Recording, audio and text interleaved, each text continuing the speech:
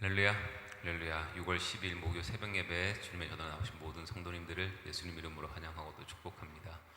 네, 저희들 삶의 어떤 상황에서든지 저희 절대로 흔들리지 않고 말씀 위에 굳게 서서 우리를 생명의 길로 인도하시는 주님만 바라보며 나아가는 저희들 모두가 되기를 소망합니다. 네, 우리 시간 이 찬양으로 함께 우리 생명 되신 주님께 우리 믿음을 함께 고백하며 나아갑시다.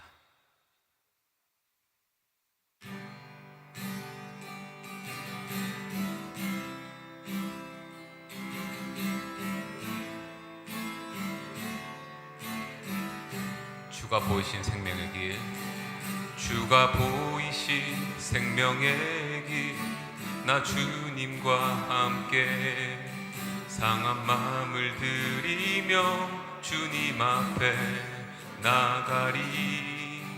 나의 의로움이 되신 주, 그 이름 예수, 나의 길이 되신 이름 예수. 나의 길 오직 그가 하시나니, 나를 단련하신 후에 내가 정금같이 나오리라.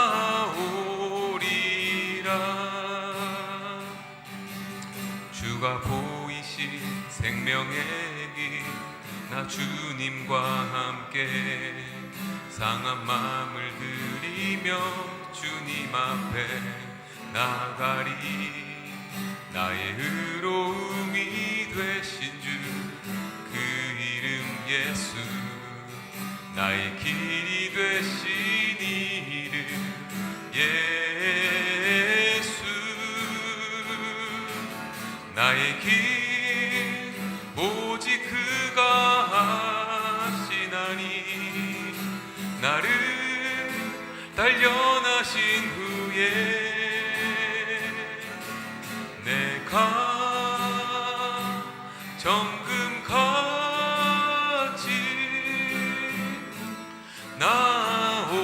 나오리라. 나의 길 오직 그가 하시나니, 나의 길 오직 그가 하시나니, 나를 단련하신 후에 내가 정금같이 나오리. 다시 한번. 나의 길 오직 그가 하시나니, 나의 길 오직 그가 하시나니, 나를 단련하신 후에 내가 정금같이 나오리라.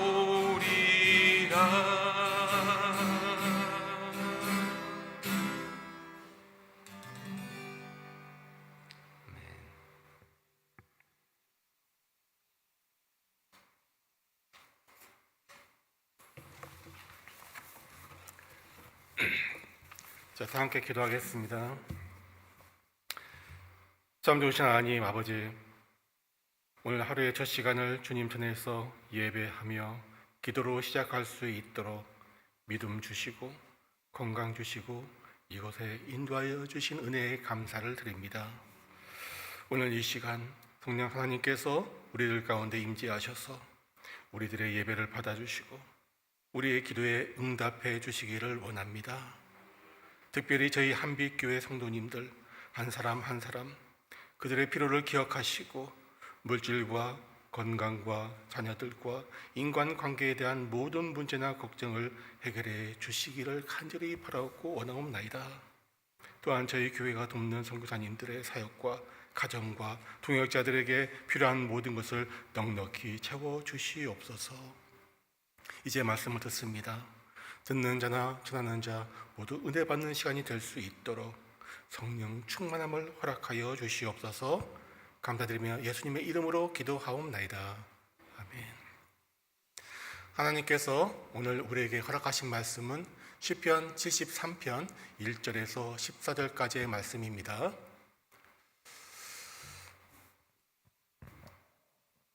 자, 제가 먼저 1절 말씀 읽겠습니다. 하나님이 참으로 이스라엘 중 마음이 정결한 자에게 선을 행하시나 나는 거의 넘어질 뻔하였고 나의 걸음이 미끄러질 뻔하였으니 이는 내가 악인의 형통함을 보고 오만한 자를 질투하였음이로다. 그들은 죽을 때에도 고통이 없고 그 힘이 강건하며 사람들이 당하는 고난이 그들에게는 없고 사람들이 당하는 재앙도 그들에게는 없나니 그러므로 교만이 그들의 목걸이요 강포가 그들의 옷이며 살찜으로 그들의 눈이 솟아나며 그들의 소득은 마음의 소원보다 많으며 그들은 능욕하며 악하게 말하며 높은 데서 거만하게 말하며 그들의 입은 하늘에 두고 그들의 혀는 땅에 두루 다니도다. 그러므로 그의 백성이 이리로 돌아와서 잔에 가득한 물을 다 마시며 말하기를 하나님이 어찌 알랴 지존자에게 지식이 있으랴 하는도다. 볼지어다 이들은 악인들이라도 항상 평안하고 재물은 더욱 불어나도다. 내가 내 마음을 깨끗하게 하며 내 손을 씻어 무죄하다 한 것이 실로 헛되도다. 나는 종일 재난을 당하며 아침마다 징벌을 받았도다. 오늘은 이 본 말씀에 의지해서 부조리한 인생이라는 제목으로 함께 은혜를 나누도록 하겠습니다. 요즘 우리 한국의 발전상을 보면은요, 정말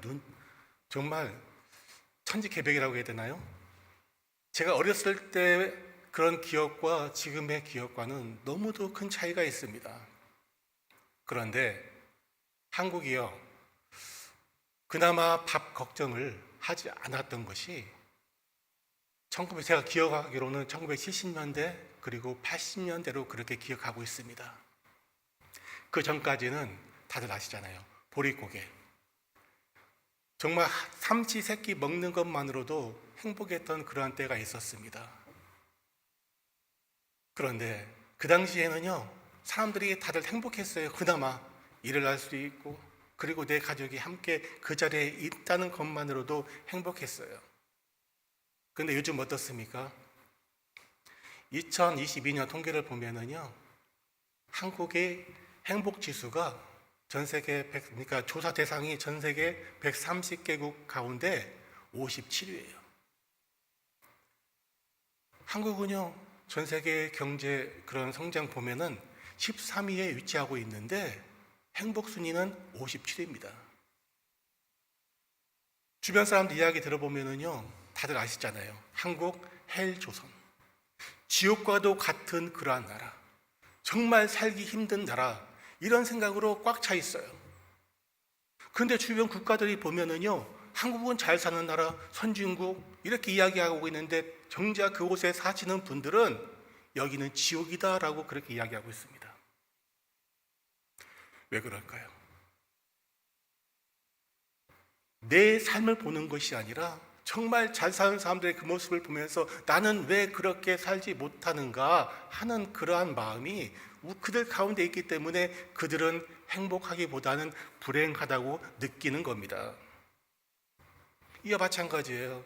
오늘 본문은 어떻게 시작합니까? 시편 1절과 3절을 보세요. 하나님이 참으로 이스라엘 중에 마음이 정결한 자에게 선을 행하시나 나는 거의 넘어질 뻔하였고 나의 걸음이 미끄러질 뻔하였으니 이는 내가 악인의 형통함을 보고 오만한 자를 질투하였음이로다. 뭡니까? 나는 착하게 살고 있는 것 같은데, 그리고 정말 잘하는데 내 삶은 이렇고, 또 주변에 보니까 저 사람은 악한 사람 같은데 어때요? 그는 잘 살고 있어요. 볼 때마다 형통해요. 하는 일마다 잘 돼요. 그분 보면은요, 대충 사는 것 같은데 나보다도 돈을 더 잘 벌고 좋은 차 타고 좋은 집에서 살고 항상 웃고 다녀요. 그러니 그들의 마음 어떻겠습니까? 더 나아가 12절과 14절 보세요. 볼지어다 이들은 악인이라도 항상 평안하고 재물은 더욱 불어나도다. 내가 내 마음을 깨끗이 하며 내 손을 씻어 무죄하다 한 것이 실로 헛되도다. 나는 종일 재난을 당하며 아침마다 징벌을 받았도다. 어떤 생각이 듭니까? 악한 사람은 이렇게 잘 사는데 왜 내 인생은 이렇게 험악하며 내 인생은 이렇게 힘들게만 살아가야 되는가? 뭔가 이 세상에 잘못된 것은 없는가? 생각되지 않습니까? 이에 대해서 알베르트 까뮈라는 분이 계세요. 이분은 노벨 문학상을 받을 정도로 정말 뛰어난 사람이고요. 책을 많이 연구했고 아주 유명한 분입니다. 그분의 주요된 그 주제가 바로 부조리한 인생이에요. 부조리. 그의 책 중에 시제푸스의 이야기를 보면은 이 인물은 너무나 우리가 잘 알고 있는 사람입니다. 바로 성경에 나오는 고린도의 왕이었어요. 근데 이 사람이 신들의 잘못된 것을 보고 그것을 바로잡기 위해서 노력을 했지만 오히려 그것 때문에 신들의 진노함을 받아서 영원토록 큰 바위를 산 위에까지 올리고, 그러다가 다 올리면 끝나는 것이 아니에요. 그 바위가 다시 땅으로 떨어집니다. 그럼 또다시 그 바위를 올리는 그러한 고난의 일들을 해야만 하는 그런 인생이 되어버렸어요. 이걸 보면서 우리는 이런 생각이 듭니다. 결과를 알면서도 끝없이 같은 일을 반복해야 하는 운명. 더 나아가 왜 이렇게 선한 사람은 벌을 받아야 하는가라는 그러한 질문에 도달하게 됩니다. 마치 우리 같지 않습니까? 우리의 일상 한번 보세요. 아침에 일어나면은 이거 해야 되고 이거 해야 되고 이거 해야 되고 똑같은 일의 반복이 아닙니까? 다람쥐 쳇바퀴 돌듯이. 우리는 그 결과를 알고 있어요. 이렇게 살다가 언젠가는 죽겠지. 다 알고 있잖아요. 그런데 이와 같지 않고 악한 사람은 어떻습니까? 아주 여유로워요. 자기가 원할 때 나가서 여행도 갈 수 있고 휴가도 갈 수 있고 일을 하고 싶으면 하고 일을 안 해도 되고 그래도 먹고 사는데 문제가 없다고 생각이 들지 않습니까? 왜 같은 삶을 사는데 누구는 잘 살고 누구는 못 사는가? 근데 이것은요, 비단 지금 현재만의 그런 문제가 아니에요. 5,000년 전에 갈대아 우르라는 그런 나라가 있었습니다. 너무도 잘 알고 있죠? 우리의 믿음의 조상인 아브라함이 그곳에 있는 우상 숭배를 하지 않기 위해서 그의 가족과 함께 나왔던 곳, 바로 갈대아 우르에서 5,000년 전에 그곳에 있는 군기, 한마디로 군대의 이런 깃발, 이것이 발견됐는데 그거 한번 보세요. 그 위에 보면은요, 상류층들 그런 모습이 기록되고 있는데 그들은 딱 의자에 앉아가지고 음식을 먹고 있어요. 그리고 그 앞에는 무희가 춤을 춥니다. 그리고 그 옆에는요, 악기를 든 연주자들이 연주하고 있어요. 그리고 그 가운데 보면은 중하층이거든요. 그들은 군대입니다. 군사들이에요. 전쟁을 준비하고 있어요. 그리고 맨 밑에 있는 하층민들을 보세요. 그들은 힘든 농업과 그리고 목축을 하면서 위에 사람들을 섬기는 일들을 하고 있었어요. 아주 오래전부터 이러한 일들이 있었다는 거예요. 근데 이게 하나님께서 이렇게 만드셨을까요? 아니잖아요. 누가 만든 겁니까? 우리 인간들 스스로 이러한 일들을 만들었어요. 그래서 사사기서의 마지막을 보면은요, 이런 식으로 그에 대해서 평가하고 있었어요. 때에 이스라엘의 왕이 없으므로 사람이 각기 자기의 소견에 옳은 대로 행하였더라. 그들 마음속에 그들이 하나님을 섬기지 않기 때문에 그들이 좋은 대로 행하였더라. 그들이 뜻대로. 이스라엘도 마찬가지예요. 하나님께서 그들을 인도하여 그곳에 가나안으로 살게 했는데 이제 하나님에 대한 기억이 없어지고 그들 마음속에 하나님이 사라지자 자기 좋을 대로 행하였더라. 범죄하였더라. 우상을 섬겼더라. 하나님을 배반하였더라.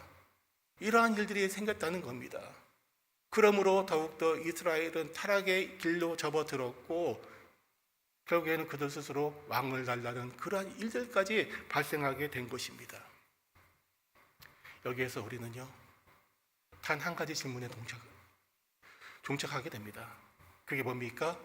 하나님은 왜 우리에게 고난을 허락하시는가?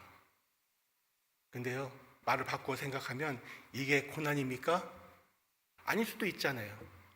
이게 시험이 될 수도 있고 우리의 잘못에 대한 징계일 수도 있잖아요.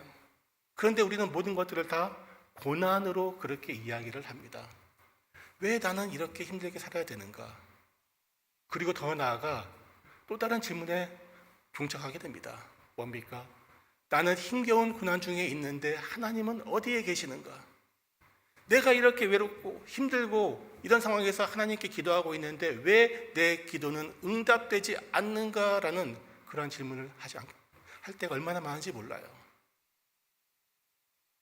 근데 여러분 생각해 보세요. 하나님은요 어디에 가 계신 것이 아니에요.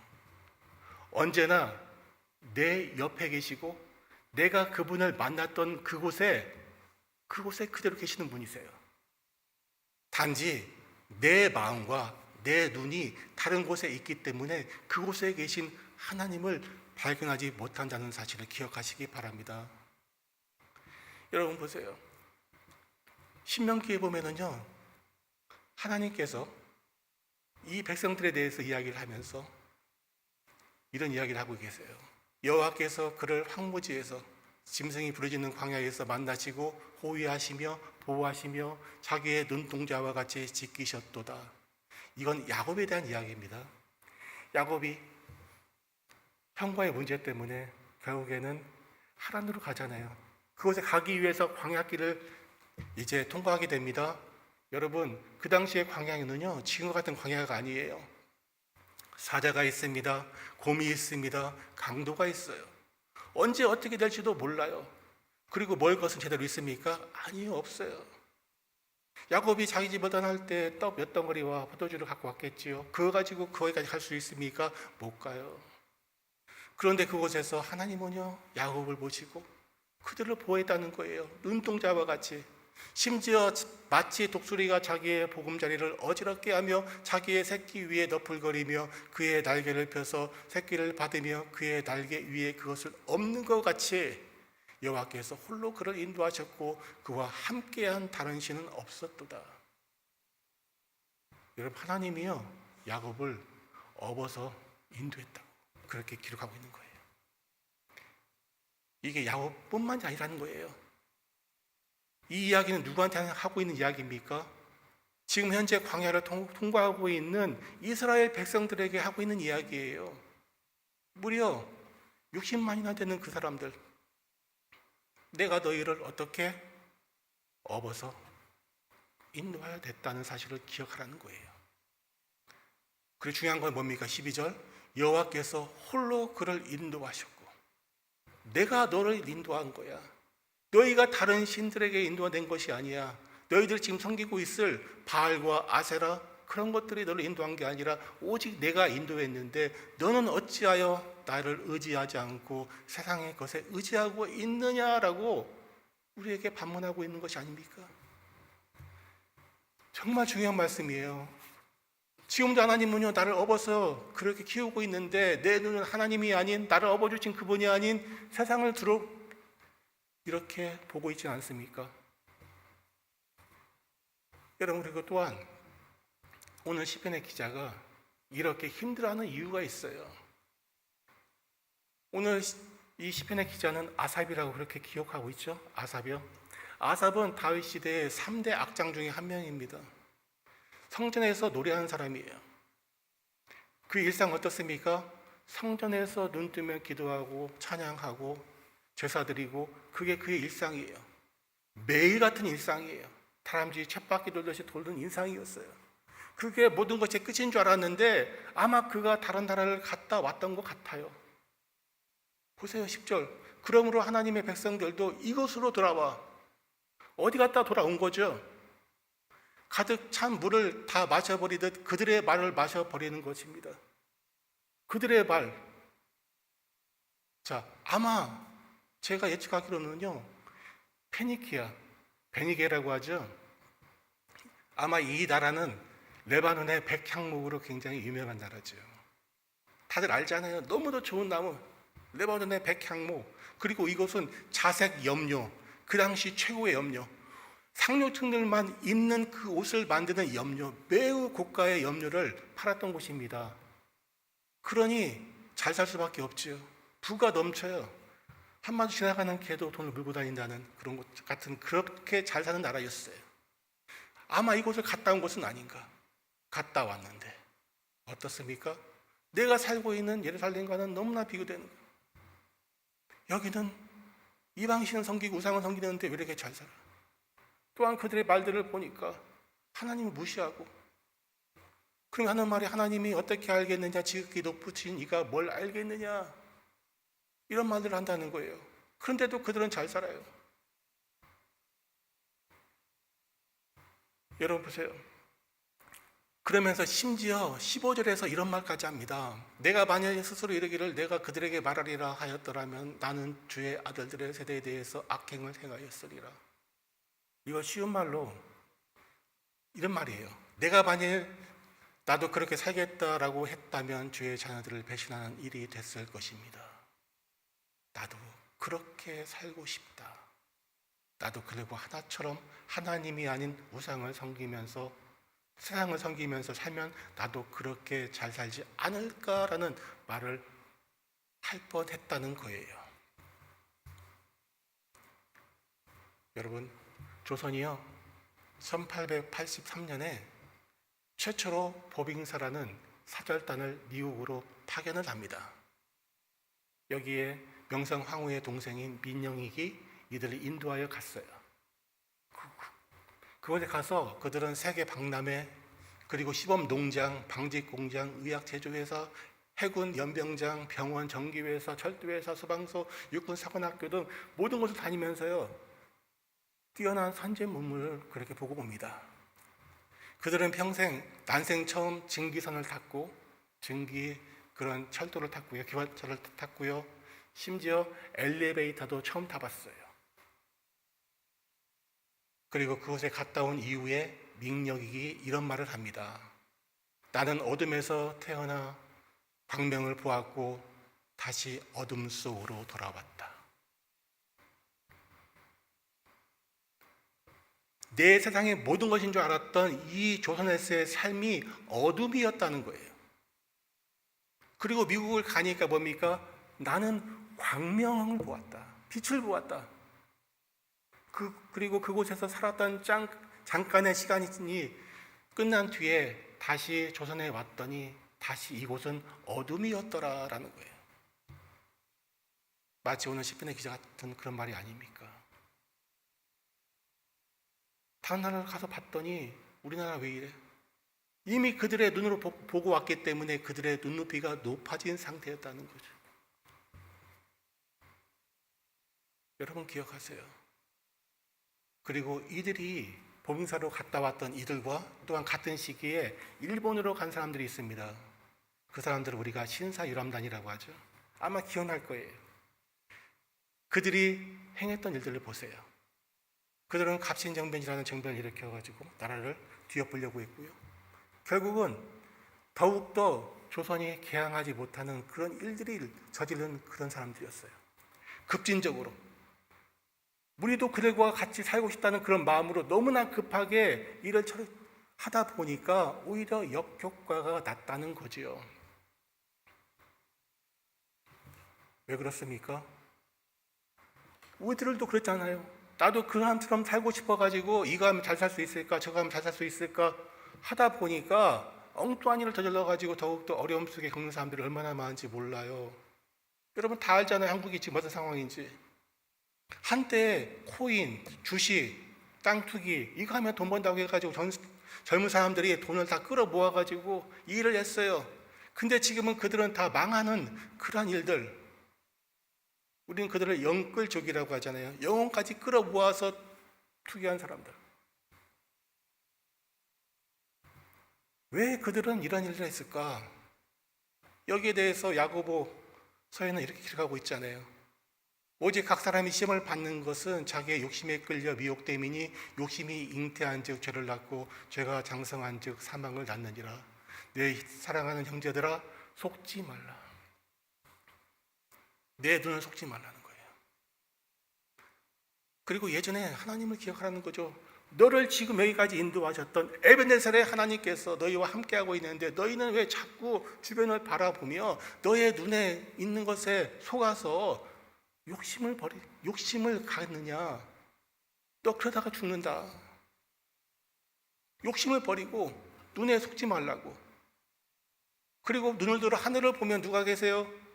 나를 여기까지 인도하시고 나를 업어서 지금까지 나를 키우신 하나님이 계시는데 그 하나님을 바라보지 않고 자꾸 주변에 있는 사람들 바라본다는 거죠. 저도 한때는요 그런 생각을 했던 적이 있어요. 왜 내 아버지는 이병철이 아니었을까? 다들 한 번씩 그런 생각 해봤잖아요. 다들 한 번씩 해봤잖아요. 솔직히 왜 내 아버지는, 내 엄마는? 여러분, 이게 아니라는 거예요. 그러면서 예수님께서는요 산상수훈에서 이렇게 말씀하십니다. 좁은 문으로 들어가라. 멸망으로 인도하는 문은 크고 그 길이 넓어 그리로 들어가는 자가 많고 생명으로 인도하는 문은 좁고 길이 협착하여 찾는 자가 적음이라. 많은 사람들은요 넓은 길로 가요. 왜? 그곳에 보면은 뭐가 더 좋고 모든 게 다 좋아 보여요. 그 끝은 멸망인데 그 사실조차 알면서도 가는 사람들이 많아요. 한국은 사기공화국이라고 합니다. 정말 사기꾼들이 많아요. 어떻게 그런 나라가 됐는지 몰라요. 왜? 이렇게 하면 돈 벌기 쉬워. 이렇게 하면은 쉽게 돈 벌 수 있으니까 이거 해야지. 얼마나 많은지 몰라요. 그런데 정직하게 일을 하고 정직하게 농사를 짓고 정직하게 내 일을 하는 사람들이 얼마나 적은지 몰라요.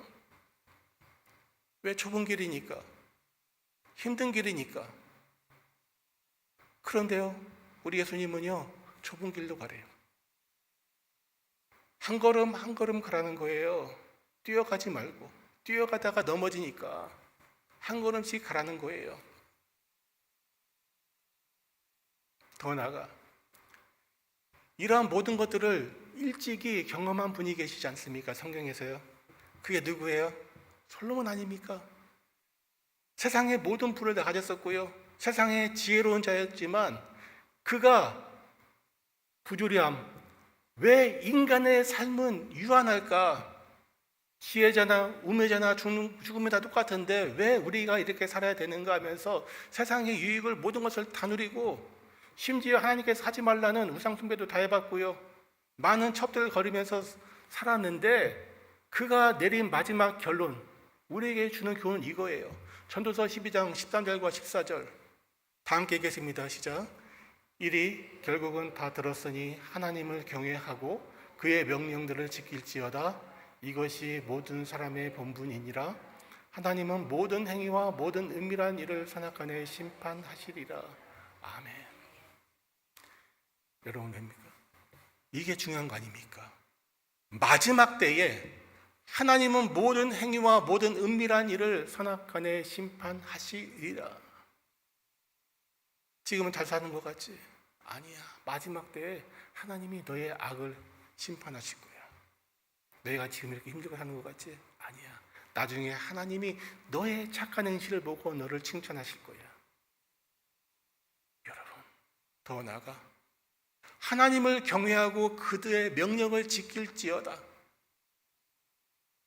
내가 살아봤는데 이거만큼 좋은 게 없어. 여러분, 이 솔로몬의 이 지혜의 말, 이걸 지키며 지금 당장은 힘들 것 같지만 결국은 하나님께서 나와 함께하면 내가 승리한다는 그 믿음을 가지고 하루하루를 살면서 영생을 누리는 우리 모두가 되기를 주님의 이름으로 축원드립니다. 다 함께 말씀을 기억하며 기도하겠습니다. 장감하신 하나님, 저희들 이 땅에 살면서 마음으로는 주님께서 주신 말씀과 계명을 따라 살아야 된다는 사실을 알고 있으면서도 때때로 세상 사람들의 부와 명예를 부러워하며 그들과 같은 인생으로 살고자 했던 마음이 저희들 마음속에 자리 잡았음을 이 시간 자복하고 회개하오니 저희들의 죄를 깨끗이 도말하여 주시고 오직 주님만을 바라보는 참된 주의 백성이 될 수 있도록 인도하여 주시고 저희들의 마음을 눈동자와 같이 지켜 주시옵소서. 더 나아가 오늘 주신 말씀을 저희들의 가슴판에 새겨주셔서 이 땅을 사는 날 동안 주님 앞에서 온전한 자가 될 수 있도록 늘 저희와 동행하여 주시옵소서. 오늘 하루도 주님 손에 올려드리며 언제나 승리하는 자들이 될 수 있도록 저희들의 생각과 마음을 지켜주시옵소서. 감사드리며 오늘도 살아계셔서 역사하시는 예수님의 이름으로 기도하옵나이다.